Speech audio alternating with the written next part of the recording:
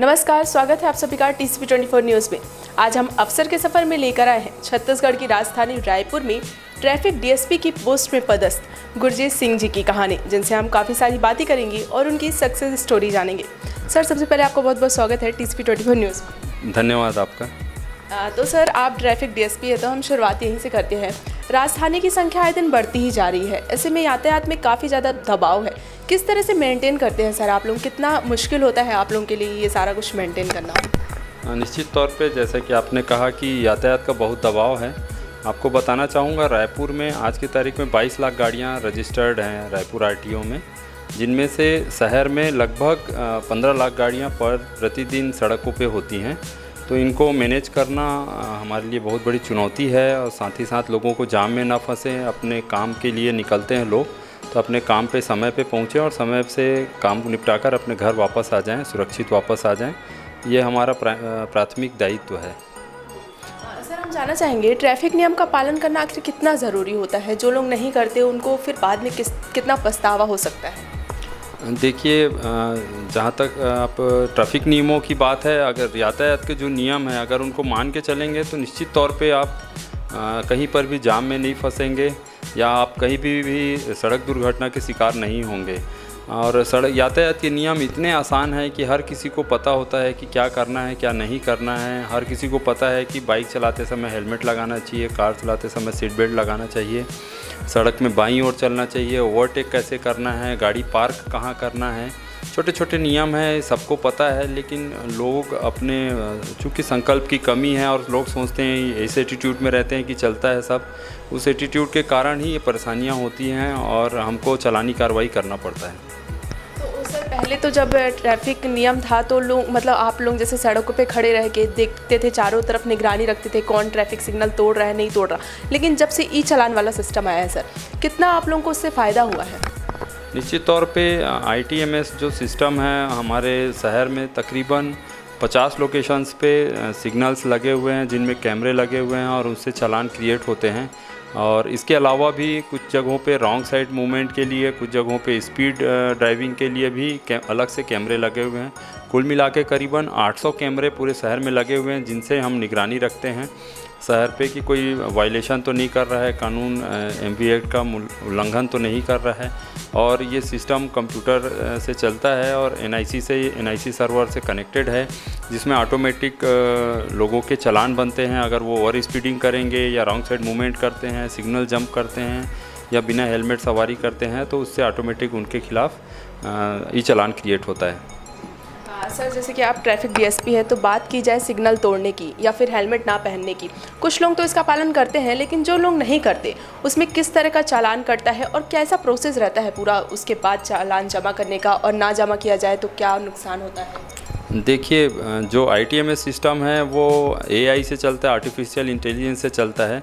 उसमें बहुत सारे फीचर्स हैं, जैसे वो आपका नंबर प्लेट ऑटोमेटिक वो रिकॉग्नाइज़ करता है और उससे RTO के डाटा से, आपके नंबर प्लेट से आपका पूरा एड्रेस, मोबाइल नंबर वगैरह वो हमारे पास उस सर्वर पे आ जाता है। साथ ही साथ अगर आपने जो वायलेशन किया है, अगर ओवर स्पीडिंग करेंगे तो ओवर स्पीड के कैमरे लगे हैं, हेलमेट नहीं पहनेंगे उसका कैमरा लगा है, सिग्नल जंप करेंगे चौक पे तो वो कैमरा आपको कैच कर लेता है, डिटेक्ट कर लेता है आपका गाड़ी का नंबर प्लेट और आपके ख़िलाफ़ वो चालान क्रिएट करता है। तुरंत आपका जो वायलेशन है उसके अकॉर्डिंगली वो सर्च करके आपके ख़िलाफ़ चालान बना देता है। और ये चालान जैसा कि मैंने पहले कहा, NIC सर्वर में सेव हो जाता है। उसके बाद हम उसका सिर्फ जो ई-चालान क्रिएट होता है उसको सेंड टू पोस्ट ऑफिस करते हैं। पोस्ट ऑफिस में हम भेज देते हैं सीधे सीधे मेल के ज़रिए, और वहाँ से आपके घर पे वो पोस्ट ऑफिस के ज़रिए पहुँचता है। आपको उसमें जो ई-चालान आता है उसमें एक लिंक भी दिया हुआ होता है। कई बार बहुत सारे जिनके नंबर उसमें RTO डाटा से कनेक्टेड है, RTO में अगर आपने अपना मोबाइल नंबर दिया हुआ है तो आपके मोबाइल पे SMS भी आ जाएगा उसका कि आपके ख़िलाफ़ ई-चालान क्रिएट हुआ है। अगर आपका नंबर या जो भी नंबर उसमें रजिस्टर्ड होगा उस RTO में, उस नंबर पे SMS आ जाता है। अगर आप उस ई-चालान को ऑनलाइन पटाना चाहें तो अपने घर बैठे बैठे आप M-परिवहन ऐप का ई-चालान पोर्टल में जाएंगे और उससे जाके आप अपना ऑनलाइन पेमेंट कर सकते हैं। अगर ऑनलाइन पेमेंट नहीं करना चाहते तो हम लोगों ने एक विंडो, जिन लोगों के पास अगर ऐसी सुविधा नहीं है ऑनलाइन पेमेंट की, उनके लिए इसी ऑफिस में, एडिशनल एसपी ट्रैफिक ऑफिस में एक विंडो खोला हुआ है जहां आप ऑफलाइन भी आकर चालान पटा सकते हैं। इसके अलावा अगर आप जब चालान नहीं पटाएंगे इसको, तो हम जो पेंडिंग चालान होते हैं उसका मंथली रिव्यू करते हैं और हर मंथ जितने भी पेंडिंग चालान होते हैं उनको हम कोर्ट भेज देते हैं, ताकि कोर्ट में जाके मामला चले और वहाँ से सम्मन्स और वारंट उसके खिलाफ़ जारी हो सके और वहाँ से निराकरण होता है। फिर जैसे कि आपने बताया, एकदम सही कहा, अगर चालान ना पटाएं तो नुकसान बढ़ सकता है। जी, निश्चित तौर पे अगर आप चालान नहीं पटाएंगे तो हमारे पास जो पुलिस करती है, हम समझौता शुल्क वसूलते हैं। यही मामला अगर कोर्ट चला जाएगा तो वहाँ पर जुर्माना वसूला जाता है और जुर्माना की राशि निश्चित तौर पे 3 गुना से लेके 5 गुना तक की होती है। तो जिस मामले में हम लोग 500 रुपये के करीब फ़ाइन करेंगे, उसी मामले में अगर आप कोर्ट जाएंगे और कोर्ट से दोषी सिद्ध हो जाएंगे तो उसमें ज़्यादा फ़ाइन होगा, 2 गुना 3 गुना फ़ाइन होता है। जी सर, इसी के साथ बात की जाए, कुछ लोग काफ़ी लापरवाह होते हैं, नो पार्किंग का बोर्ड लगा होता है, उसके बाद भी लोग वहीं गाड़ी खड़े करते हैं। तो इसमें अगर आप नो पार्किंग में गाड़ी खड़े कर रहे हैं और आपकी गाड़ी पकड़ गई तो कैसा प्रोसेस रहता है सर? सबसे पहले तो आपको बता दूं कि नो पार्किंग का कोई बोर्ड नहीं है। एमवी एक्ट में कहीं पर भी नो पार्किंग का कोई भी बोर्ड या साइन नहीं है। सिर्फ पार्किंग के बोर्ड और साइन है कि अगर कहीं कोई जगह को आप पार्किंग लॉट निर्धारित करते हैं तो वहाँ पर पार्किंग का बोर्ड लगाएंगे। इसके अलावा जो भी सड़क है, कंक्रीट की सड़क हो या डामर की सड़क हो, जो भी सड़क है जिसमें आवागमन चल रहा है, वो सारी सड़कें नो पार्किंग जोन है। इसको कहीं घोषित करने की या उसमें बोर्ड लगाने की कतई कोई आवश्यकता नहीं है। ये लोगों को गलतफहमी होती है। कई बार आके लोग हमसे भी बहस करते हैं कि इस सड़क पे नो पार्किंग का बोर्ड नहीं लगा है। तो आप सबके लिए जानकारी के लिए बता दूं कि जितनी भी सड़कें हैं वो स्वमेव नो पार्किंग जोन घोषित है। उन सड़कों पे आप गाड़ी पार्क नहीं कर सकते। आपको गाड़ी खड़ा करने के लिए कोई न कोई पार्किंग लॉट घोषित करना पड़ता है। पार्किंग की जगह घोषित की जाती है, नो पार्किंग की कोई जगह घोषित नहीं होती। सर, आप लोग दिन रात ड्यूटी करते हैं, ऐसे में आप लोग कई लोगों को पकड़ते होंगे जो ट्रैफिक तोड़ रहे हैं, ट्रैफिक का उल्लंघन कर रहे हैं। इसी बीच अगर आप लोगों के पास मतलब उन लोग फ़ोन करवा रहे हैं किसी मंत्री या बड़े नेता से कि छोड़ दीजिए, तो इस समय कैसी स्थिति बनती है सर आप लोगों के सामने? जैसे कि आपको मैं बता रहा था अभी पार्किंग का, तो हम लोग नो पार्किंग में कार्रवाई करते ही हैं कि जो ऐसे गाड़ी छोड़ के चले जाते हैं उनको हमारे पास नया ई चालान डिवाइस है, जिससे हम मौके पर ही उसका ई चालान क्रिएट कर देते हैं और उससे वो भी NIC सर्वर से कनेक्ट है, उसका चालान बन जाता है तो तुरंत मौके पे। इसी प्रकार से और भी कोई उल्लंघन करते हैं तो हम तुरंत मौके पे हम ई चालान क्रिएट कर रहे हैं। अगर कोई ऐसे धौंस दिखाता है या अपने आप को कैसी पहुंच बताता है तो हम लोग पर कोई प्रभाव नहीं पड़ता। हम निश्चित तौर पे निष्पक्ष होकर सबके खिलाफ़ भी कार्रवाई करते हैं। रही बात, आप जैसे बोल रहे थे कि किसी का फ़ोन आता है, इस तरीके के फ़ोन तो हमारे पास नहीं आते हैं। हाँ, ज़रूर है कि कभी कोई डॉक्यूमेंट के लिए कोई रिक्वेस्ट करता है, खुद भी रिक्वेस्ट करता है कि डॉक्यूमेंट भूल गया है, तो हम लोगों ने ये सुविधा दी हुई है कि कोई अगर अपना कागजात भूल गया या लाइसेंस भूल गया या कोई RC का बुक भूल गया है तो अपने घर से व्हाट्सएप में मंगा दे और मौके पे जो अधिकारी हैं उनको दिखा के कन्विंस कर दें तो हम लोग उसको एक्सेप्ट कर लेते हैं। सर, गर्मियों का सीज़न शुरू हो चुका है, ऐसे में गर्मियों से निजात पाने के लिए ट्रैफिक पुलिस के लिए जैकेट आई थी, उसका अभी भी सर यूज़ हो रहा है और उससे कितना फ़ायदा हुआ है आप लोगों को? और साथ ही सर एक ट्रैफिक सिग्नल के लिए जैकेट आई थी जो रंग बदलती थी ट्रैफिक में, उसका क्या अभी भी उसका फ़ायदा हो रहा है सर? देखिए, जो एक इन्वेशंस कुछ ना कुछ चलते रहते हैं। हम लोग कोशिश करते रहते हैं कि कुछ नया करें ताकि यातायात व्यवस्था में सुधार हो और सुगम सुरक्षित यातायात चल सके। इसी तारतम्य में एक जैकेट तैयार किया गया था विगत दिनों, जिसमें रेड होने पर वो अगर सिपाही चौक पे खड़ा है और जिधर फेस करेगा उस तरफ उसकी लाइट जलती थी, तो जिधर का ग्रीन होता था उस तरफ वो फेस करके खड़ा हो जाए तो सिग्नल से आराम से समझ में आ जाता था। आप देखे होंगे कि पहले तो सिर्फ लैंप होते थे, जो लाइट होता है सिग्नल का वही गोल जो लाइट होता है लाल नीला पीला वो जलता था। फिर हमने फ्लोर पे भी लगाया, अभी सड़क पे भी आप लाइट देखते होंगे। तो ये इस तरीके के इनोवेशंस चलते रहते हैं। हम लगातार कुछ ना कुछ करके कोशिश करते रहते हैं कि यातायात व्यवस्था को और कैसे सुधार करें, लोगों को कैसे जागरूक करें ताकि लोग सुरक्षित और सुगम यातायात का लाभ ले सकें। सर, अभी दुर्ग में एक अभियान आया था हेलमेट युक्त कचरा मुक्त अभियान, जो लोग हेलमेट नहीं पहने थे उनसे कचरा उठवाया जाता था। राजधानी में सर ऐसा कोई अभियान आने वाले समय में चलेगा क्या? देखिए, हम MV एक्ट से बंधे हुए हैं। MV एक्ट में हमको जो अधिकार दिए गए हैं हम उससे आगे नहीं जा सकते। ठीक है, वो एक तरीका है कि सोशल लोगों को जागरूक करने के लिए, स्वच्छता के लिए वहाँ एक तरीके से प्रयास किया गया था कि लोगों को यातायात के नियमों के साथ साथ स्वच्छता का भी संदेश दिया जाए। तो वो उन्होंने एक अभियान चलाया था। हमारा बेसिक हम जो यातायात नियम के उल्लंघन करता हैं उनके खिलाफ़ कार्रवाई करने तक ही हम अभी तक के सीमित हैं। और साथ ही साथ हम स्कूलों में जाके बच्चों को जागरूक कर रहे हैं, यातायात जागरूकता के अलग अलग कार्यक्रम चला रहे हैं, विभिन्न संस्थाओं में जा रहे हैं, कॉलेजेस में जा रहे हैं। इसके साथ ही साथ हम जो आउटर के जो गाँव हैं जहाँ पर ज़्यादा एक्सीडेंट्स होते हैं, उन गाँवों पर जाके ग्रामीणों को भी यातायात के नियमों के बारे में बता रहे हैं और उनको जागरूक कर रहे हैं। सर, इन दिनों हम राजधानी में बैठे हुए हैं। ऐसे में राजधानी में आए दिन बड़े लोगों का, वीआईपी लोगों का आना जाना लगा रहता है।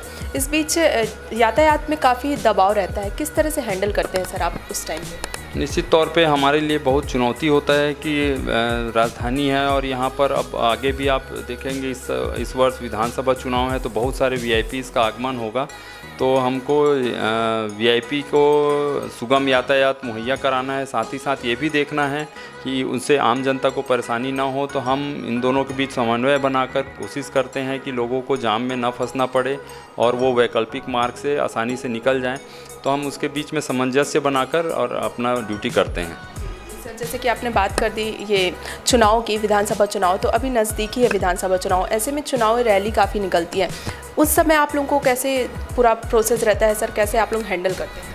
देखिए, अभी चुनावी सीज़न आएगा, चुनाव वर्ष है, अगले 6 महीने में लगभग विधानसभा चुनाव हमारा हो जाएगा। इस दौरान बहुत सारी रैलियां होंगी, सभाएं होंगी, छोटे छोटे नुक्कड़ सभाएं होंगी।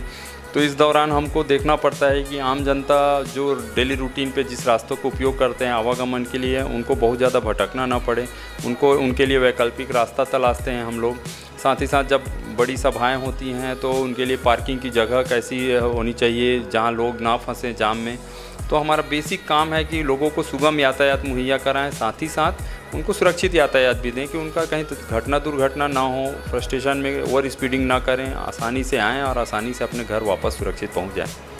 यातायात को लेकर मेरा लास्ट क्वेश्चन है, रायपुर में आने वाले समय में यातायात पुलिसिंग में क्या कुछ नया देखने को मिलने वाला है? देखिए, अभी हम लोग एक एसएसपी साहब का निर्देश है कि लोगों को ज़्यादा से ज़्यादा हम पहुंच तक बनाएं अपना। इसके लिए जैसे कि मैंने आपको शुरू में ही बताया कि यहाँ करीबन 22 लाख के आसपास गाड़ियाँ रजिस्टर्ड हैं, जिनमें से 18 लाख गाड़ियाँ तो पिछले 15 साल में ही रजिस्टर्ड हुई हैं।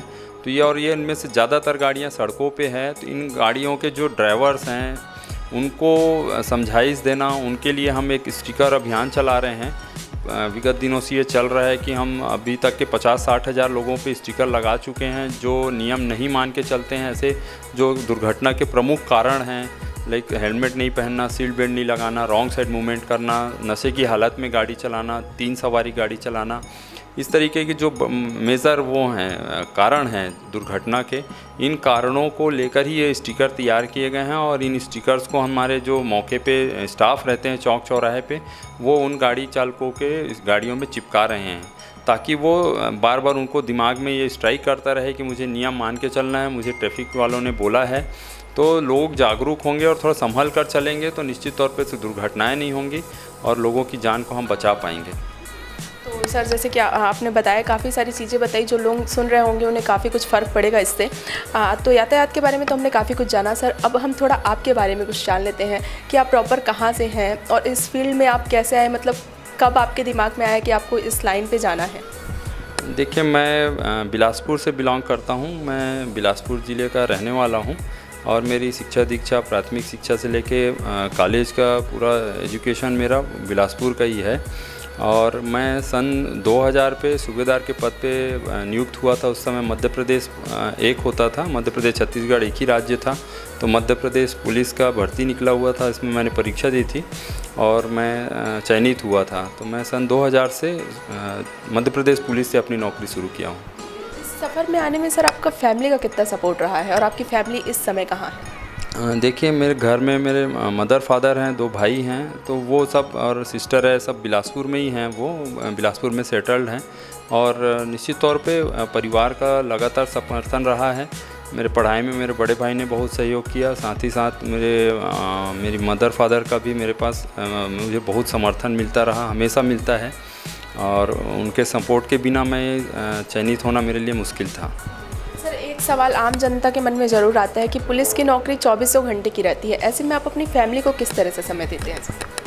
हाँ, चुनौतियाँ तो होती हैं क्योंकि हमारा जैसे हर बार मैं सोचता हूँ कि हमारा ड्यूटी कब शुरू होगा ये तो तय होता है, और लेकिन ड्यूटी ऑफ होने का टाइम कभी भी निश्चित नहीं होता है कि ड्यूटी लगातार चलते रहती है और कब हमको फुर्सत मिलेगा ये तय नहीं होता है।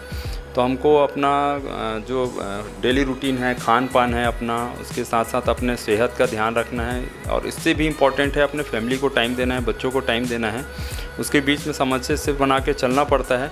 इसमें सबसे बड़ी भूमिका हमारे फैमिली लाइफ पार्टनर की होती है। लाइक मेरे वाइफ का बहुत बड़ा रोल है कि वो जब मैं अब्सेंट होता हूँ तो बच्चों के एजुकेशन है या उनके और पेरेंटिंग है, उस पर उनको ज़्यादा टाइम देना पड़ता है, और वो अच्छे से उस चीज़ों को हैंडल करती है और वो समझती है।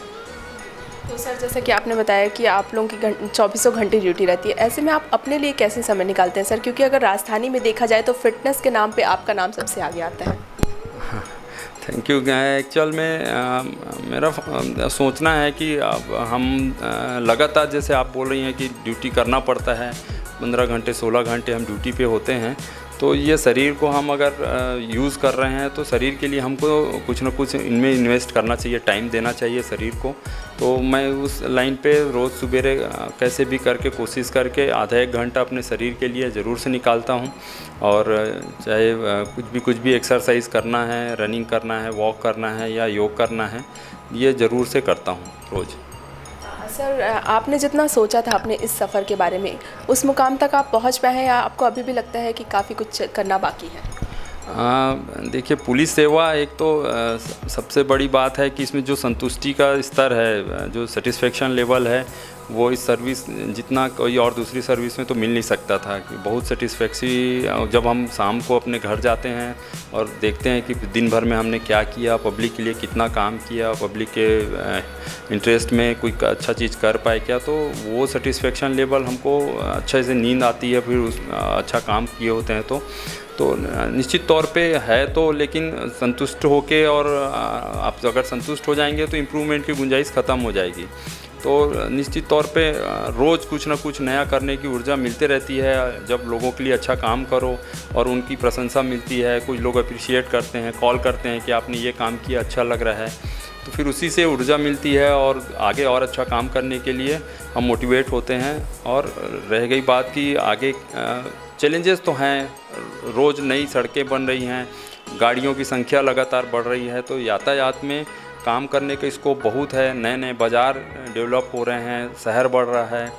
आप जैसा कह रही थी, राजधानी है, राजधानी की चुनौतियाँ अलग तरीके की हैं, तो उनके बीच में हमको काम करने का बहुत स्कोप है और हम उसको चुनौती को स्वीकार करते हैं और अच्छे से काम करने के लिए हमेशा तत्पर हैं। सर, आज के यूथ काफ़ी रफ ड्राइविंग चलाते हैं, ऐसे में आप टीसीपी के माध्यम से आज के यूथ को और उनके पेरेंट्स को क्या संदेश देना चाहेंगे?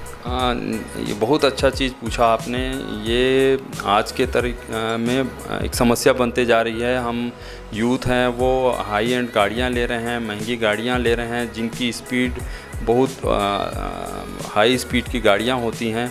पेरेंट्स, हम आज जैसे सड़कों को देखें तो नई राजधानी की सड़कों के अलावा शहर में ऐसी कोई सड़कें हैं नहीं जो हाई स्पीड को बेयर कर पाएँ, लेकिन पेरेंट्स अपने बच्चों को वैसे हाई स्पीड, उनकी चाहे जिद पे दे रहे हों, उनके मांग पे दे रहे हों, लेकिन पेरेंट्स की जवाबदारी है कि देखें कि बच्चा कहाँ जा रहा है, उनकी संगत कहाँ है, कहीं पर ऐसे किसी ग्रुप से तो नहीं जुड़ा है जो स्पीड बाइकिंग करते हों या ऐसे स्टंट वाली बाइकिंग तो नहीं कर रहे हैं। ये पेरेंट्स की प्राइमरी जवाबदारी है। फिर हमारी भी जवाबदारी है, तो हम उसको बखूबी निभा रहे हैं और लगातार इस पर हम कार्रवाई करते रहते हैं। बच्चों से अपील है कि बच्चे सोशल मीडिया में ऐसे वीडियोस देखते हैं या अपना भी कुछ कई स्टंट वगैरह करते हुए वीडियो अपलोड करते हैं, तो ऐसे ना करें। ये सबसे पहली चीज़ तो आपके लिए ख़तरनाक है, आपकी जान के लिए ख़तरनाक है। बहुत सारी ऐसी दुर्घटनाएं हुई हैं जिसमें बच्चे सोशल मीडिया में देख के, वो जो सोशल मीडिया में हम देखते हैं यूट्यूब में और या जिसमें भी, वो प्रोफेशनल लोग होते हैं और वो स्टंट करते हुए अपना वीडियो अपलोड करते हैं ताकि उनके वो प्रोफेशन है। हम शौकिया तौर पे ऐसे ना करें जब तक कि हम उसको अच्छे से सीख ना जाएं। हम अगर ऐसे करते हैं तो बहुत सारे एक्सीडेंट हुए हैं जिसमें बच्चों को गंभीर चोट आ गई है, कई तो हेड इंजरी हो गए, कई के रीढ़ की हड्डियाँ टूट गई हैं। तो हम ना करें, ये हमारे लिए ख़तरनाक है। साथ ही साथ ऐसे करते हुए बहुत सारे बच्चे अपना वीडियो अपलोड करते हैं, तो अगर आप सोशल मीडिया में कुछ भी इंटरनेट पे डाल रहे हो तो मान के चलिए वो प्राइवेट नहीं है, वो कभी ना कभी पुलिस के पास पहुंच जाएगा और हम आपको उसके लिए पनिश करेंगे। आपके पेरेंट्स को भी बुलाएंगे और उनको भी समझाइश देंगे, चेताएंगे और आपके खिलाफ़ भी MV एक्ट के तहत कार्रवाई ज़रूर करेंगे। तो सर मेरा लास्ट क्वेश्चन है, जो लोग इस फील्ड में आने की सोच रहे हैं और जो आपके जैसे बनने की सोच रहे हैं, उनको आप क्या संदेश देना चाहेंगे? देखिए, सफलता एक दिन में नहीं मिलती। सबसे पहली बात, आपको अगर कहीं सफल होना है, कोई भी आपने जो भी गोल बनाया है, अपना लक्ष्य बनाया है कि मुझे किस मुकाम पे जाना है, किसी भी तरीके से आपको इंजीनियर बनना है, डॉक्टर बनना है, सिविल सर्विसेज में आना है, पुलिस सर्विस में आना है, जिसमें भी आपने सोच लिया है कि मुझे कैरियर बनाना है, लक्ष्य निर्धारित कर लीजिए सबसे पहली बात। और उस लक्ष्य के लिए जो भी तरीका हो, जैसा भी हो, आपको कठिन परिश्रम करना पड़ेगा, तभी आप आगे बढ़ पाएंगे। आज के तारीख में एक एक पद के लिए हज़ारों आवेदन आते हैं, हज़ारों लोग प्रयास कर रहे होते हैं, लेकिन सफल वही होते हैं जो कठिन परिश्रम करेंगे, जिनका डेडिकेशन लेवल अच्छा हो। आप मेहनत करिए, निश्चित तौर पे मेहनत का फल आपको मिलेगा। रही बात कि जो सेलेक्ट हो जाते हैं वो कुछ अलग तरीके से करते हैं, यही बात है कि वो मेहनत लगातार मेहनत करते हैं और मेहनत में कहीं कमी नहीं करते। मेहनत करिए अपना। और आखिरी बात कि जो भी सेलेक्ट होते हैं वो उनके लिए कहूँगा कि वो कोई बाहर का आदमी या बाहर से पुस्तकें नहीं ला रहा है, वो यहीं जो अवेलेबल संसाधन है, उपलब्ध संसाधन है, हमारे बीच में उपलब्ध संसाधन है, इन्हीं पुस्तकों को पढ़ के ही सेलेक्ट हो रहे हैं। तो जो हमारे पास आसपास जो उपलब्ध संसाधन हैं, उन्हीं संसाधनों के बीच से ही लोग सेलेक्ट हो रहे हैं। तो हमारे लिए भी वो चीज़ें उपलब्ध हैं, तो हम उन्हीं चीज़ों को अधिकतम उपयोग करें, उन्हीं उपलब्ध संसाधनों का उपयोग करें और मेहनत करें, तो निश्चित तौर पे हम सफल होंगे। सर आपको बहुत बहुत धन्यवाद, आपने इतना कीमती समय हमें दिया। थैंक यू, धन्यवाद जी। तो हमारे साथ बने हुए थे रायपुर ट्रैफिक DSP गुरजीत सिंह जी, जिनसे हमने काफ़ी सारी बातें की, ट्रैफिक के बारे में जाना, रूल तोड़ने के बारे में जाना। अगर आप लोग ये वीडियो देखेंगे तो आप लोगों को ज़रूर इससे काफ़ी ज़्यादा नॉलेज मिलने वाली है। तो आज के लिए बस इतना ही। कैमरा पर्सन अरुण जंघेल के साथ मैं अदिति जायसवाल, रायपुर।